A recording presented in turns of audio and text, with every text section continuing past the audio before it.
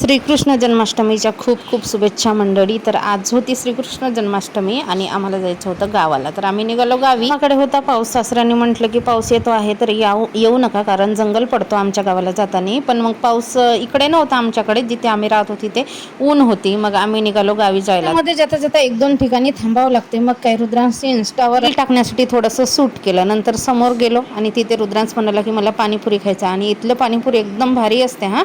मग त्यांनी पण खाल्लं, रुद्रांशनी, मी पण खाल्ली आणि पार्सल घेऊन गेलो सासू सासऱ्यांसाठी. घरी पोहोचल्यावर ड्रेस फेकून दिली आणि साडी गुंडाळली. येताना बाईकवर त्रास होऊ नये म्हणून ड्रेस घालते, पण घरी गेल्यानंतर साडी गुंडाळावीच लागते. आणि विशेष म्हणजे श्रीकृष्ण जन्माष्टमीची स्थापना होती आणि कोणी कोणी येतच राहतात पाया लागायला, पाय पडायला.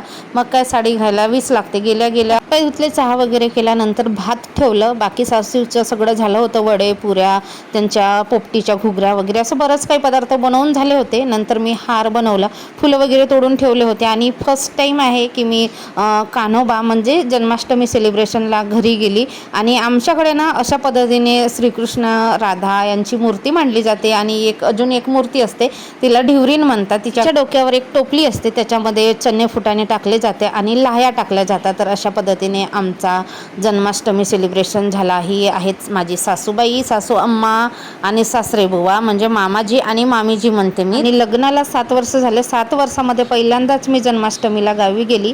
आणि ह्या मूर्त्या कुंभार बनवतात आणि बनवलेल्या मूर्त्या त्यांच्याकडून विकत घेऊन यावं लागते आदल्या दिवशी, आणि मनोभावे त्यांची स्थापना करावी लागते. तर हे परंपरागतच आहे आमच्या सासू सासऱ्यांच्या, त्यांनी मांडलेलं आणि आता हे मांडतात. त्यांच्यानंतर पुढे अजून हा वारसा चालत राहील.